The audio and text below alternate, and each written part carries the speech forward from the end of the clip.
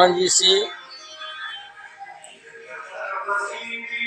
Doctor Kamalanand जी महाराज के विषय में जानकर के काफी प्रसन्नता हुई, जिनका जीवन सब प्रकार से सफल है और प्रेरणा का स्रोत है, जो रिटायर करने के बाद भी रिटायर नहीं हुए, जनहित में, राष्ट्र हित में, समाज हित में, संस्कृति हित में अपने आप को अर्पित किए हुए हैं।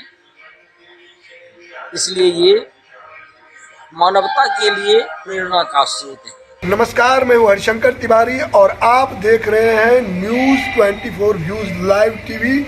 और इस समय मैं हूँ अर्ध कुंभ और कार्तिक कल्पवास जहाँ हो रहा है सिमरिया में। बिहार में सिमरिया अब अपरिचित नहीं है, आप सब सिमरिया को जानते हैं। जो हमारे दर्शक हैं, जो हमें बार बार देख रहे हैं और जो हमें पहली बार भी देख रहे हैं, उन सब का इस कल्पवास में इस परम पुण्य पावन अवसर पर हमारे चैनल की ओर से हार्दिक स्वागत है, अभिनंदन है। और इस अभिनंदन में सबसे पहले जी महान विभूति का हम अभिनंदन कर रहे हैं अपने चैनल में। श्री करपात्री जी महाराज चिदात्मन स्वामी जी, आप पहले भी इनको कई बार सुन चुके हैं, देख चुके हैं। आजकल इनका प्रवचन लगातार चल रहा है कल्पवास में।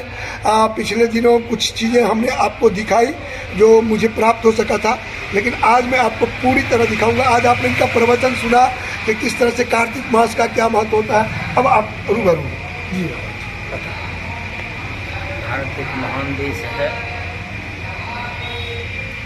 जहाँ की सनातनी संस्कृति और पौरुषी कही जाती है।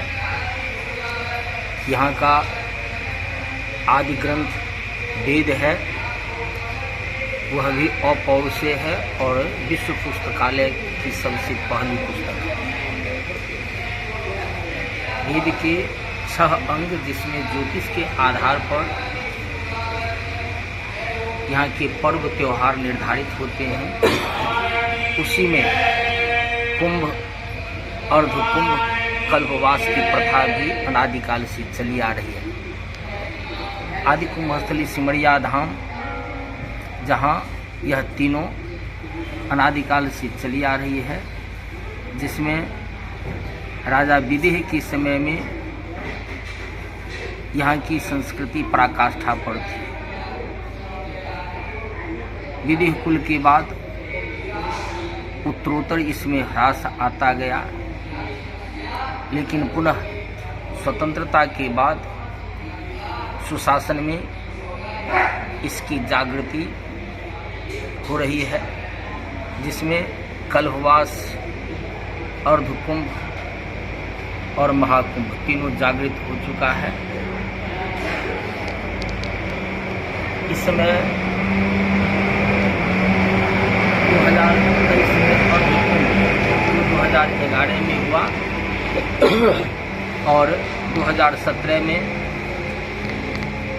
महाकुंभ पुनर्जागृत हुआ, जिसका उद्घाटन यहाँ के सुशासक माननीय मुख्यमंत्री जी महाराज के कर कमलों से हुआ। वर्तमान देश देशांतर के पुण्यात्मा वृंद इस आदि कुंभ स्थली में पधार रहे हैं। 2 पर्व स्नान, जिसे शाही स्नान के नाम से भी जाना जाता है, संपन्न हो चुका है। एक शाही स्नान और बचा है। साथ ही साथ तभी वो भी दर्शकों को बता दें कब होगा शाही स्नान। अंतिम क्या तारीख? 27 को लास्ट और 27 को लास्ट है।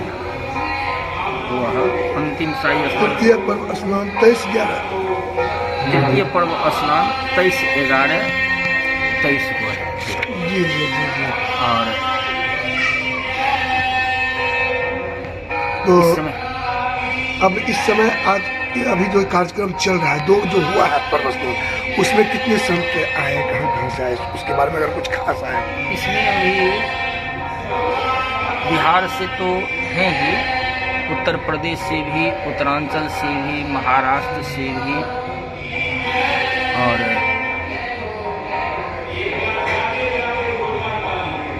कुछ विदेशी भी इसे समय में पधारे हैं और कुछ नागा संतों को भी हमने देखा जी, जो जिनके दर्शन हुए। वह सब भी तो नागा संत भी तो इन्हीं सारे क्षेत्रों से हैं। कुछ महाराष्ट्र से हैं, कुछ उत्तर प्रदेश से हैं, कुछ मध्य प्रदेश से हैं और कुछ उत्तरांचल से हैं। और यह तो धर्म प्रधान देश है जहाँ की सजाने में इन सबों की अहम भूमिका रही है। तो हम लोग अभी मतलब ये जानने के बड़े ही उत्सुक हैं कि इतने समय के बाद जो ये आपके का जो ये आयोजन इस बार हुआ है उससे आप कितने संतुष्ट हैं, क्योंकि आपकी इसमें बहुत मेहनत, बहुत दिन रात तपस्या प्रधानता है। हम अपने अतीत के गौरव की ओर बढ़ रहे हैं, इसलिए संतोष जो भी होता है उसमें संतोष होता है, कारण इसकी ऊंचाई की माप नहीं है और पुनर्जागृत हो चुका है, इससे बढ़कर की कोई प्रसन्नता क्या है। लेकिन जो सोए हुए हैं उनको जगाना भी तो संतों का काम है और हमारे कोसी क्षेत्र में कई ऐसे संत हैं जिसके बारे में आप जानते होंगे और मैं चाहूँगा कि आप उन स्थानों के पुनर्जागरण की बात करें ताकि और जो हमारे दर्शक सुन रहे हैं हमें उनसे भी मेरा निवेदन है कि जो सरकार, इन्हें लोग सरकार कहते हैं, इनकी सरकार जो है ना असरकारी और असरकारी है, असरकारी और असरकारी है। इसीलिए ये जो सरकार है ये जो कह रहे हैं उसमें कोई अनुदान नहीं, पूरा का पूरा पक्का दान है। तो जो ये कह रहे सुने उन संतों को आपसे भी निवेदन है। हमारे कौन कौन से कोसी क्षेत्र में संत हैं? शास्त्र में कोसी को काली कहा गया है, कमला को लक्ष्मी कहा गया है और बागमती को सरस्वती कहा गया है। और इन्हीं से ऋग्वेद, यजुर्वेद और सामवेद पर प्रकाश भी पड़ता है।